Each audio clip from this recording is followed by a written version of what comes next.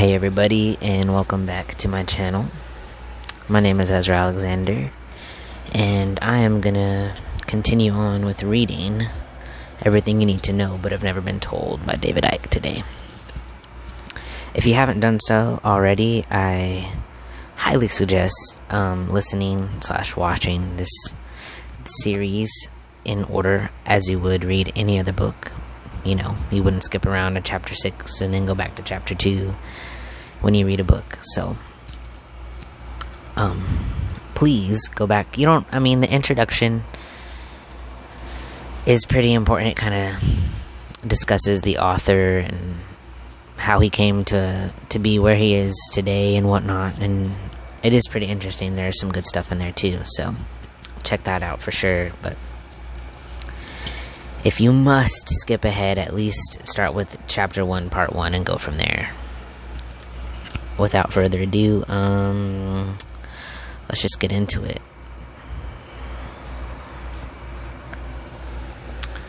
Alright. DNA is a receiver-transmitter. Mainstream science has said that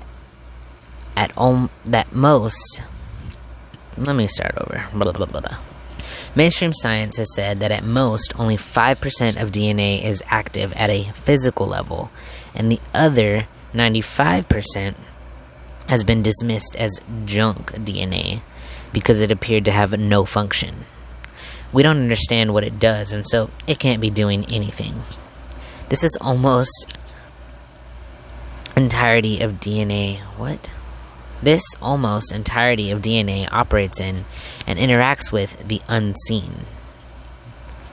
Russian researchers have established that DNA is encoded with the same structure and rules. Hold on, y'all. There's this little beetle flying around in here, and it's very distracting. But I'm not a fan of killing things, so... Oh. Hold on one second.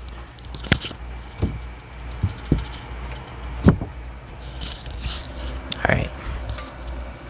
Russian researchers have established that DNA is encoded with the same structure and rules that can be found in all human languages. DNA and the body in general is indeed a biological computer, and if you know how to program the software, you can cure anything you want, stem the aging process, and extend lifespan almost as long as you choose. Instead of exploring these incredible frontiers, the elite families and their networks manipulating human society seek to conceal this knowledge and, in terms of health, allow the pharmacological death cult to have its wicked way. Scientists from Columbia University and the New York Genome Center announced in March 2017 they had discovered a way to use DNA to store, replicate, and retrieve digital files in the way you would with a computer hard drive. How long I have been saying that DNA is on one level like a computer hard drive that stores information. You don't need a university to understand reality because this information is in the cosmic internet all around us if people only tune in to those frequencies.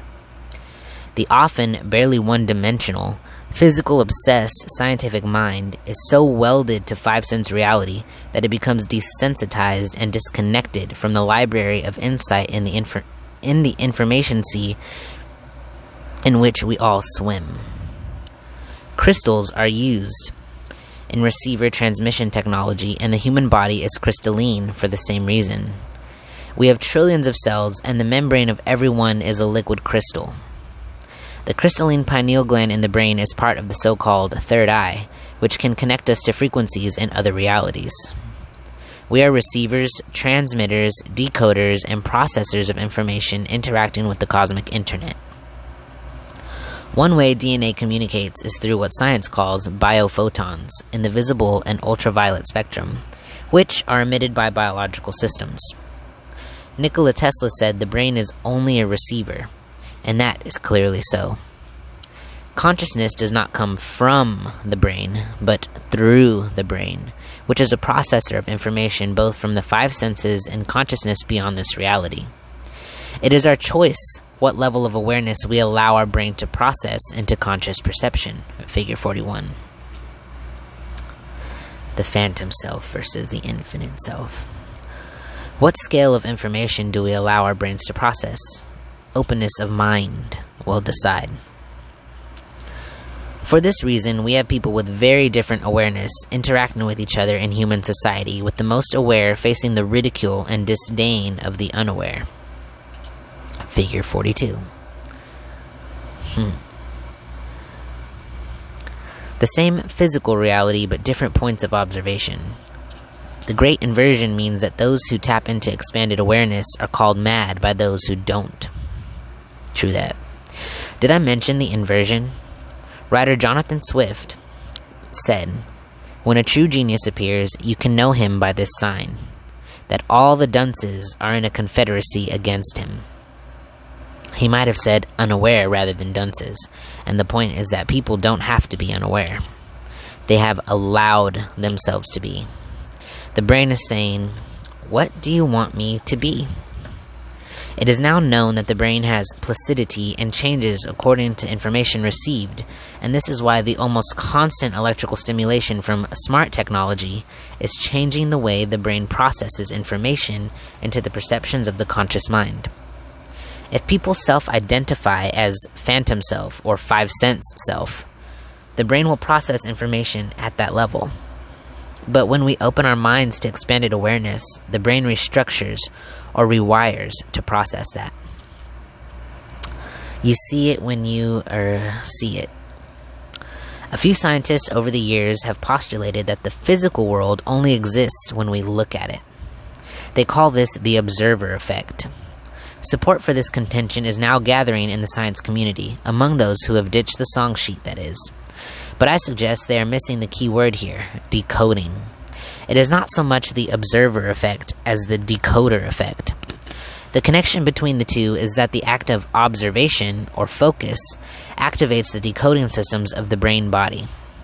When we are not looking, or decoding, then reality is always in a waveform state. Only when we decode waveform information into what is holographic information does the 3D world that we know appear to us in our own minds. Figure 43. Focus, or observation, triggers the decoding process that turns waveform information into the illusory external world. Without the observer, or decoder, everything remains in waveform.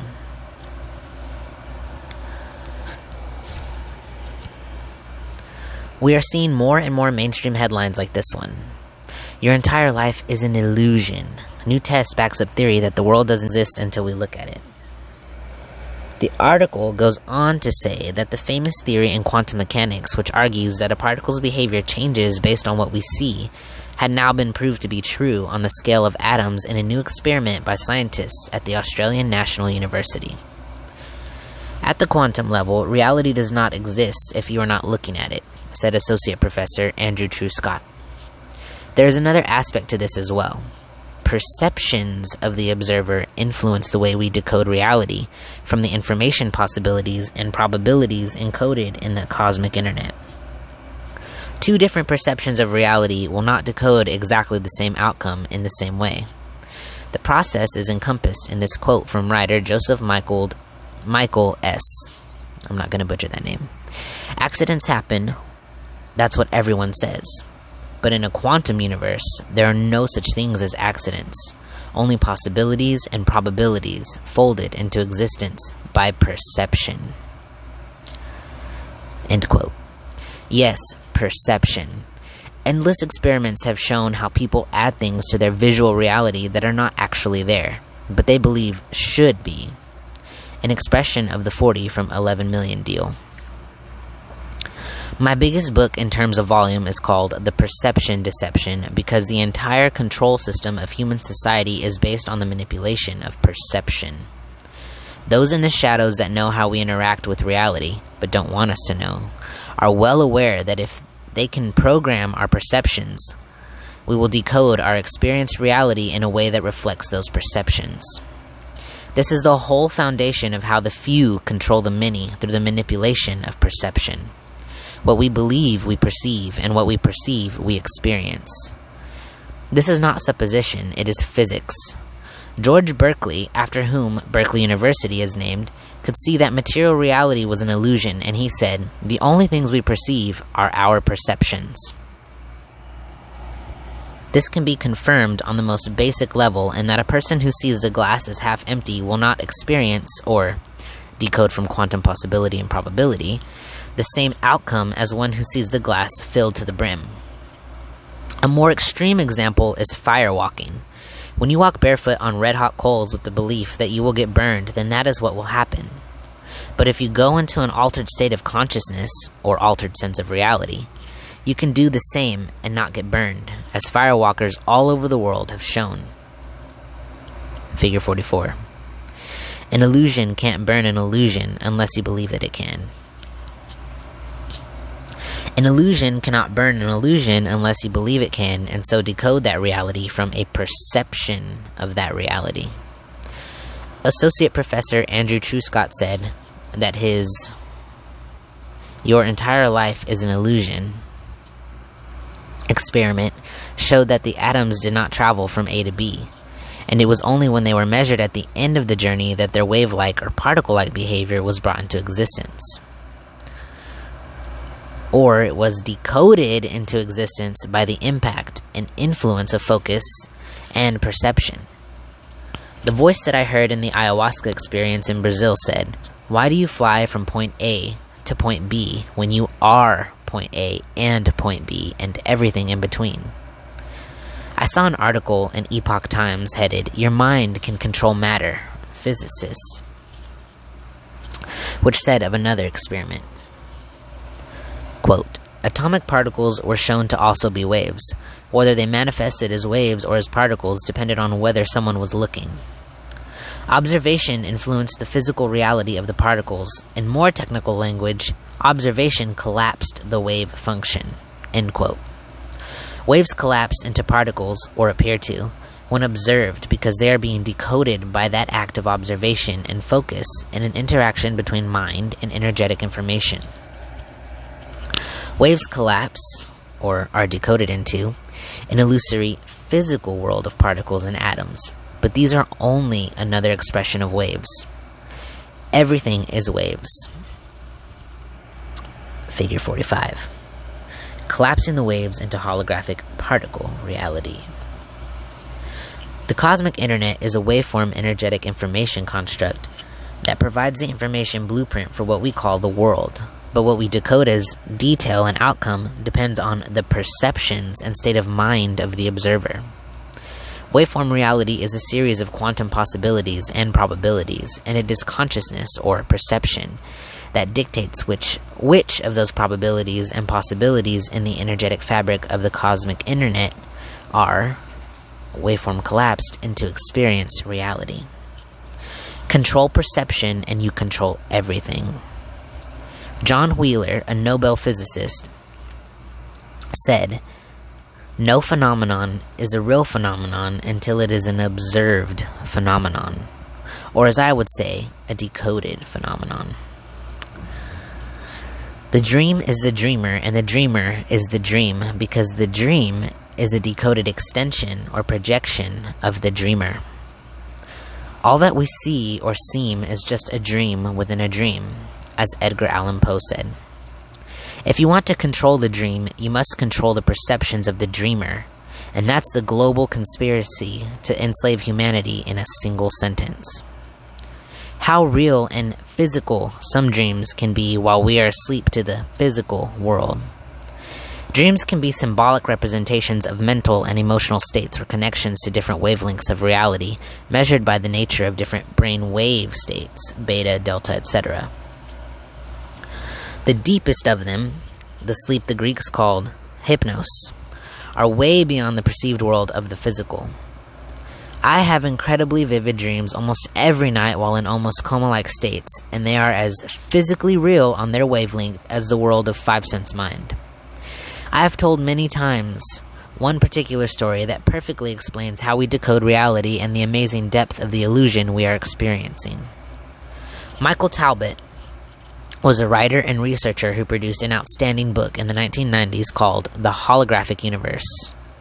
This is a compelling pull together of the work, findings, and conclusions of open-minded scientists from the mainstream who believe that our physical reality is really a holographic illusion.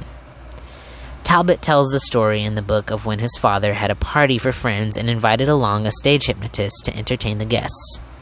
At one point, a man called Tom was induced into a hypnotic state and told that when he woke up, he would not be able to see his daughter. The hypnotist led the daughter to stand right in front of her father and then apparently reawakened him to his conscious mind. Tom was asked if he could see his daughter. He said he couldn't, even though he was looking directly into her belly. The hypnotist put his hand in the small of the daughter's back and asked Tom if he could see what he was holding. "You're holding a watch," Tom replied, even though his daughter stood between him and the watch. He was asked if he could read an inscription on the watch, and he did. The story appears to be impossible, but it's not. Our five senses and brain body are also waveform information in their prime state, and the physical brain is only a holographic expression of the waveform brain. Hypnotic suggestion acted like a firewall in Tom's decoding processes at the subconscious waveform level, which prevented him from reading or decoding his daughter's waveform energetic field. Unless he could decode that into holographic reality, he would not be able to see her in the frequency range of his conscious five-sense mind. If she wasn't decoded by his brain into the holographic realm of the conscious mind, then she could not impact on that reality, and so get in the way of Tom seeing the watch. Everyone else in the room could see her because they had not been subjected to the hypnotic firewall. Figures 46 and 47 just illustrate that little story I just read. Human perceptions are being programmed 24/7, as I will show, and what are we not seeing because of collective firewalls similar to those that bemused Tom? Is it really just random chance that humanity can see such a ridiculously narrow band of frequency or visible light? I say it's not, for reasons I will be exploring. We even decode our own bodies into apparent physical existence in the same way. Figure 48. We are decoding or observing our own bodies from waveform information into a holographic state. It's hysterical, really, given how we experience the world to be so solid. Color? Nope. That doesn't exist either until you decode it. Colors and shades of color are information fields of different frequencies which only become the colors that we think we see when we observe them, or decode them into that form. Figure 49. It's the visible spectrum. Colors are frequencies of information that we decode into the colors that we think we see. English scientist Isaac Newton rightly called the rainbow frequency band of colors a spectrum, which is Latin for apparition or phantom, and the origin of the word spectra. Black absorbs all light, so it's black. White reflects all light, so it's white.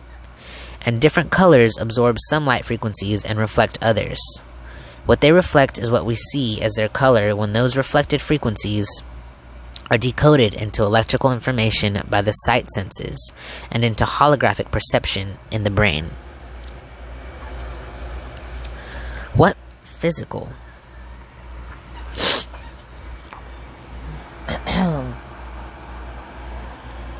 Our reality is not physical, but holographic, illusory physical. I have been saying and writing for years and years that the world is a digital hologram, and now more scientists are coming to that conclusion. Well, open-minded ones anyway. Most people will have seen the holograms you can buy in the shops and those they put on money and credit cards. They are flat images that appear to be three-dimensional.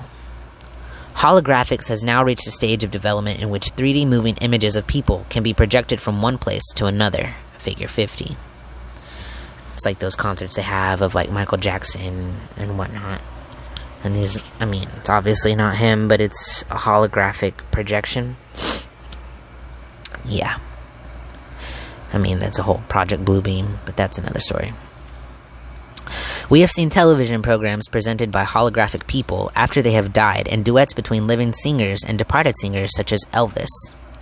Figure 51, just a picture of all those examples. Holographics is mimicking the very holographic reality that we experience as life. Holograms are a photographic record of light reflecting from an object. We can only see objects when light is reflected from them, although I say there is more to know about that.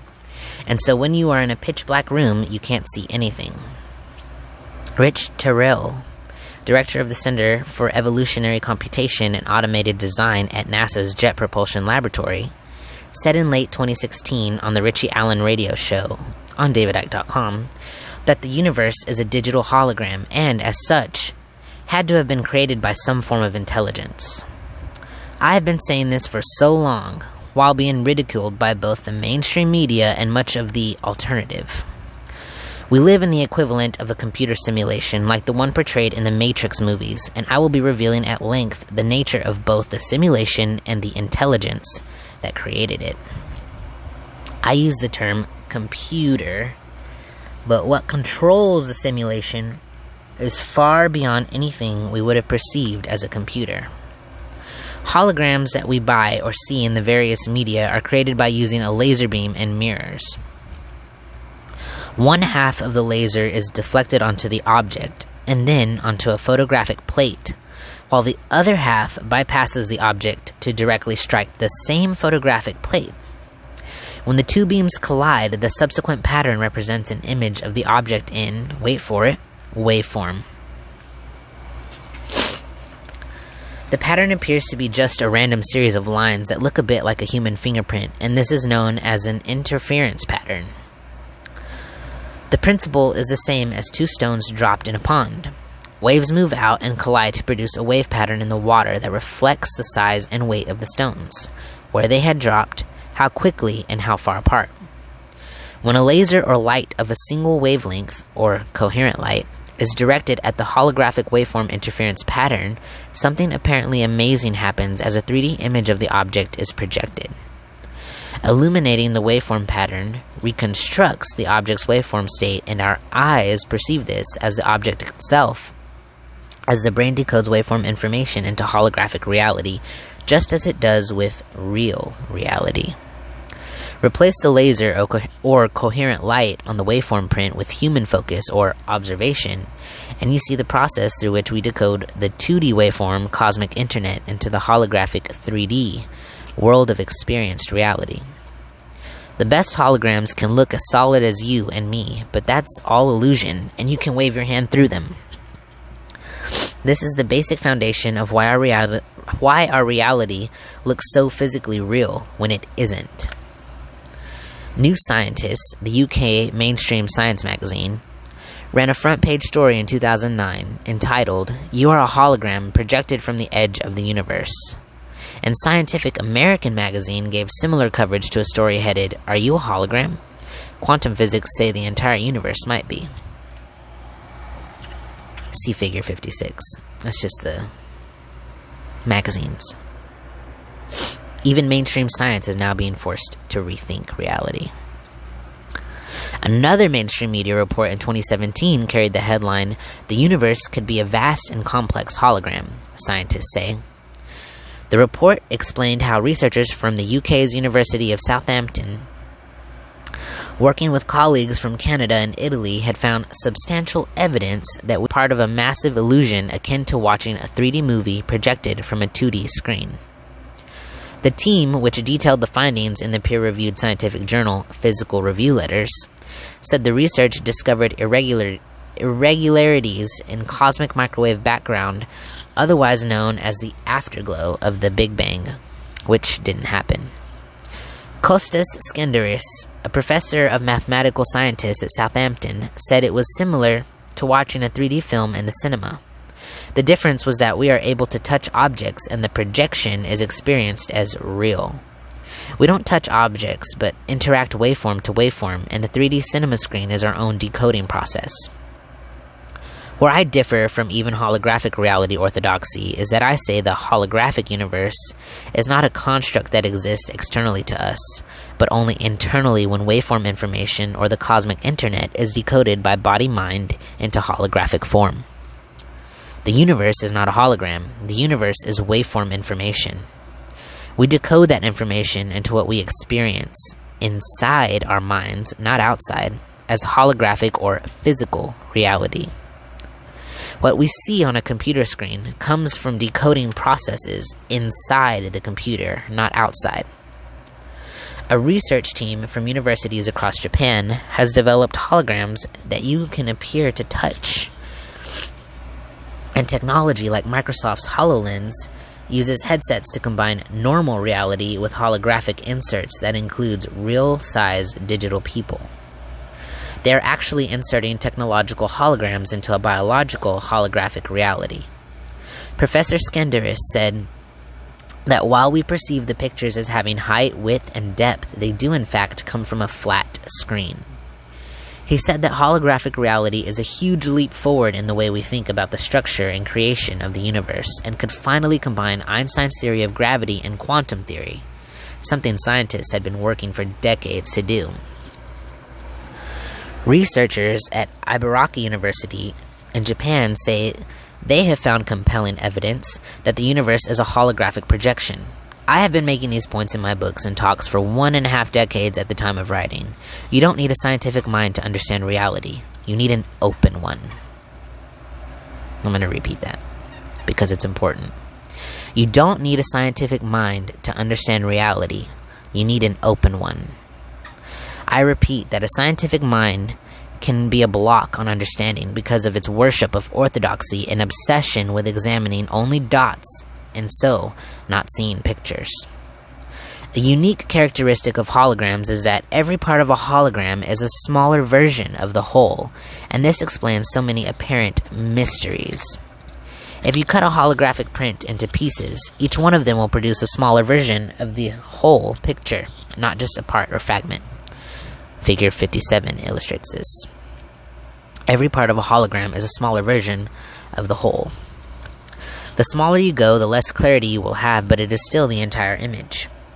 Alternative healing techniques such as acupuncture and reflexology can find points in areas all over the body which represent all the organs and the body as a whole. This has to be the case because the body is a hologram, and in my experience, even most practitioners of these methods don't realize this. Skilled palm readers can see so much information in the hand for the same reason. The hand is a smaller version of the whole because the body as we experience it is a hologram.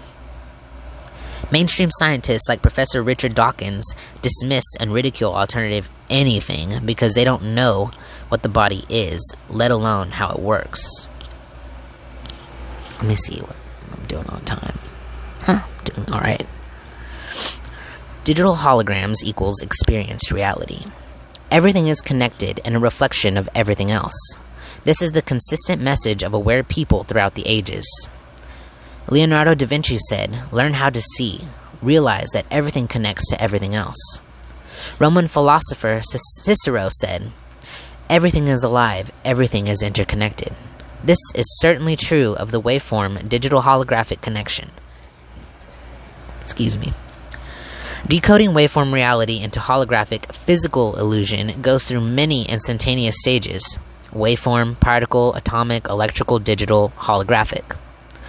All represent the same information in different forms, and atoms don't need to be solid to create a physical world because there is no physical world.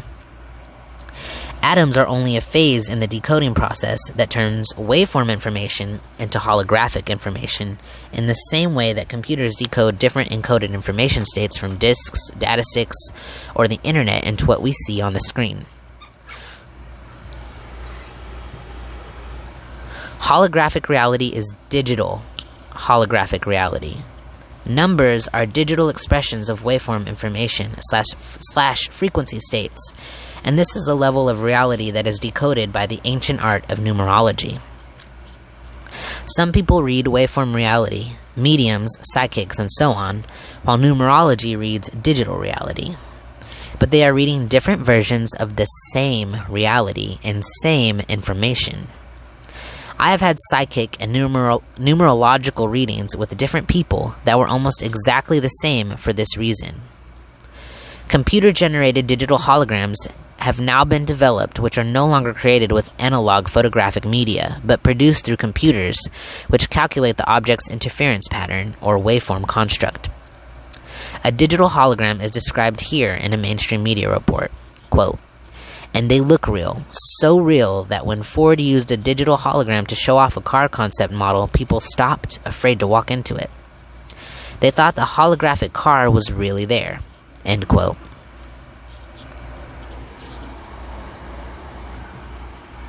Digital holograms are basically the reality that we experience as the world. The brain body decodes waveform information into electrical and digital holographic, and so at one level of reality, everything appears as numbers and related codes. Max Tegmark, physicist at the Massachusetts Institute of Technology, MIT, and author of Our Mathematical Universe, said, "The universe can be entirely described by numbers and maths." I will go into all this far more when I expose the detailed background to our simulated reality. It's enough to say for now that this is why NASA scientist Rich Terrell refers to the universe as a digital hologram, and why there was so much emphasis in the Matrix movie trilogy on digital reality. No time, no space. Nothing defines the parameters of our experienced world more obviously than time and space. Our very lives are defined by the passage of time as we go through the aging process, or computer cycle. Is that the time? The time has come. I am out of time. Every day, human life is defined, dictated, and limited by time. What a revelation, therefore, to know that time does not exist, except as a decoded concept in the human mind. The illusion of time is created by the way the brain constructs its decoded images in a form where one seems to lead to the other. This can be likened to still frames passing through a projector to give the illusion of movement. Our brains take 40 sensations or snapshots a second out of some 11 million to construct our experienced reality, and arranging information into a sequence would be a breeze by comparison. Yet again, the prime influence in this construction of illusory time is perception, and we experience time in accordance with our mental and emotional state. Time is relative to the observer, the decoder, and his or her perceptions. Albert Einstein said when explaining his theory of relativity, "When you're recording an ice scroll, an hour seems like a second. When you sit on a red-hot cinder, a second seems like an hour. That's relativity." Werner Karl Heisenberg, a renowned German theoretical physicist and pioneer of quantum mechanics, said that a path comes into existence only when you observe it, aka decode it. Some brain malfunctions mean that people see only still frames. They won't see tea pouring from the pot, but only as a freeze frame, because even movement is a brain construct from waveform/electrical information. Others see a car in the distance, and then nothing in between until it suddenly appears in front of them. There's no time, only the now, one infinite moment in which all exists. Concepts of past and future are just that, concepts. Where are you when you think of the past? In the now. Where are you when you think of the future? In the now. There is only the now, and we experience both past and future only in the now. We have to, because that's all there is. What we experience as the passage of past through present to future are all changing perceptions and constructs within the same now. Consequently, there is no such thing as time travel, only illusory journeys of perception within the same now. A DVD is encoded with the entire movie in the same now, but we experience the changing scenes as a progression of time. What we have watched is the past, and what we have yet to watch is the future. But every scene as they play through is on the same disc in the same now. Someone watching an earlier scene in the movie will be in your past symbolically, but they are watching that in the same now in which you watched the later scene. Figure 59. The whole movie, past, present, and future, in the same now. Another DVD analogy is that the information on the disc requires technology to decode the information to appear as pictures and sound on the screen. This is what the brain/mind is doing with quantum computer waveform universe. Scientific experiments at the quantum level have shown that the past can be changed and influenced by the present. This seems extraordinary until you realize that what we perceive as past, present, and future are all happening in the same now, and what appears to be the present affecting the past is really the now affecting the now. Day and night are changes happening in the now, when they appear in decoded form to be happening in a sequence that we call day and night. This is another collective illusion encoded into the construct of the cosmic internet. The calendar of time is a manipulated creation of the Roman Church, and clocks are created by humans and not by non-existent time. This is the clock time illusion. Quote, "Time doesn't exist, clocks exist. Time is just an agreed-upon construct. We have taken distance, one rotation of the sun, divided it into segments, then given those segments labels. While it has its uses, we have been programmed to live our lives by this construct as if it were real. We have confused our shared construct with something that is tangible, and thus have become its slave." End quote.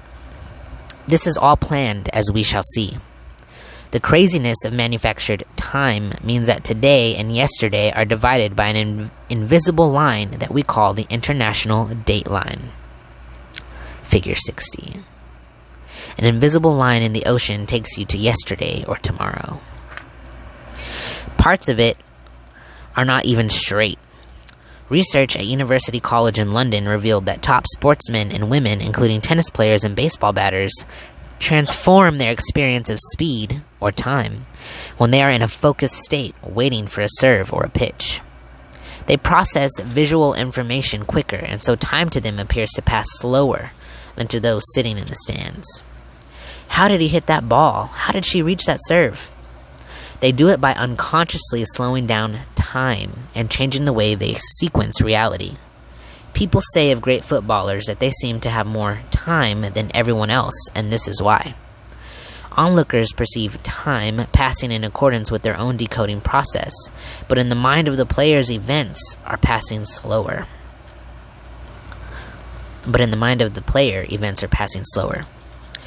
The concept was portrayed in the Matrix movies as people dodging bullets. Figure 61. Illusory time as Neo dodges bullets in the Matrix. I had an experience as a goalkeeper in one match when time slowed down to almost nothing. I had no idea what had happened until years later when I began to grasp the nature of reality. A player smacked a shot with great power, and I should have had no chance of stopping it as it sped for the top left-hand corner. But as he struck the ball, everything for me transformed into serious slow motion. I can still see the ball moving in slow motion high towards my left-hand side as I moved across to get in line. I then launched myself, still in slow motion, and managed to turn the ball over from where the post meets the crossbar. This slow-mo was accompanied by silence until my hand touched the ball, and then everything crashed back into normal speed and noise. It was the best save I ever made, and I lay on the floor thinking, what just happened? Is this another unexplainable mystery? No. The experience was my mind decoding reality differently, that's all.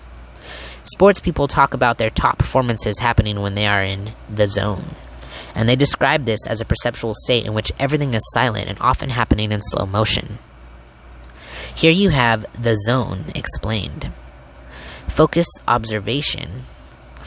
or observation collapses waveform reality into particle/holographic reality, and the extreme focus, which often happens in sport, adds a different dimension to that decoding process. Those experiencing a car crash and other traumatic events say that everything seemed to happen in slow motion. It would be more accurate to say that the extreme focus, triggered by the trauma, made their mind decode information quicker, and so create the experience of time slowing down. Time slows near the speed of light because perceptions of the observer change. The speed of light is not really a speed at all. It is a perception program encoded in the collective human mind. Light speed is not out there, it is in here.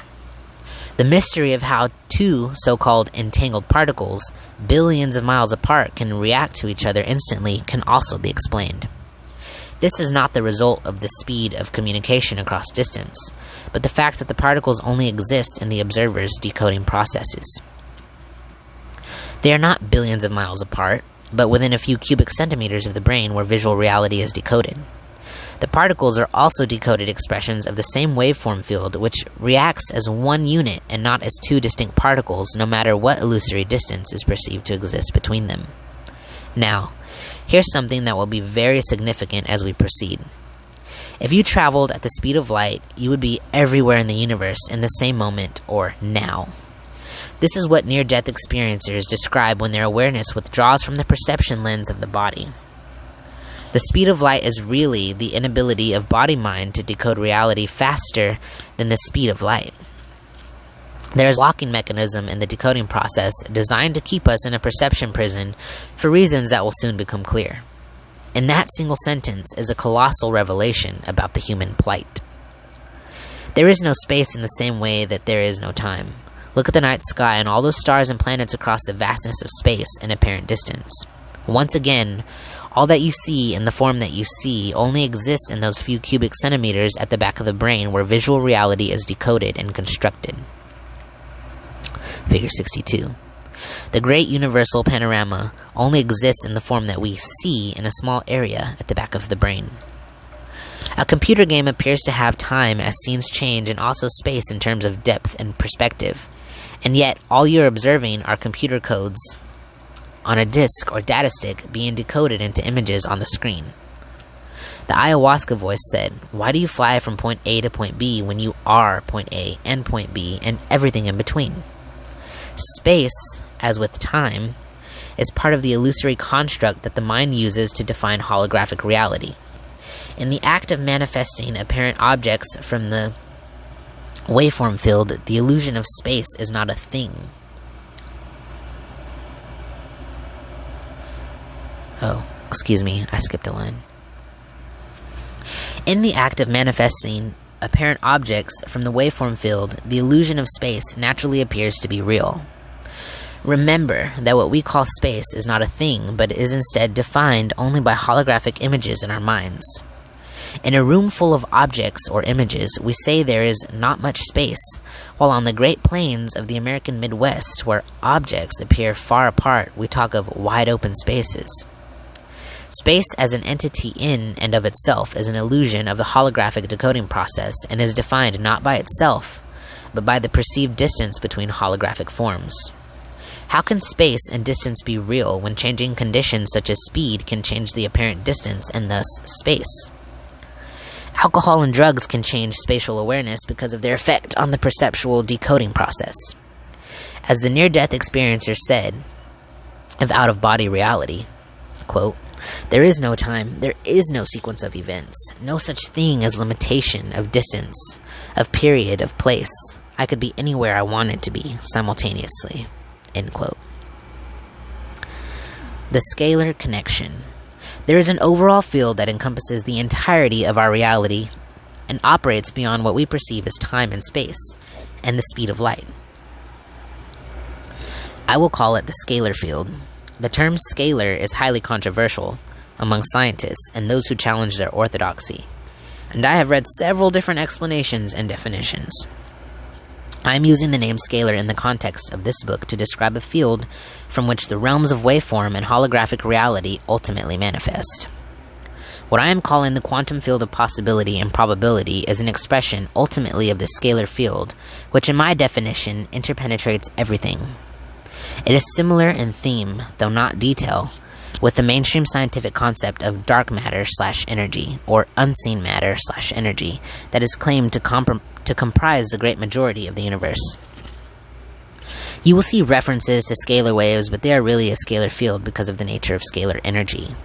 Whatever you infuse into the scalar field is immediately everywhere in that field and so affecting everything connected to the field, which is everything in our reality. The scalar field, in my definition, is everywhere at the same time because it is beyond time. The instantaneous mass absorption of information puts the scalar field way beyond the speed of light.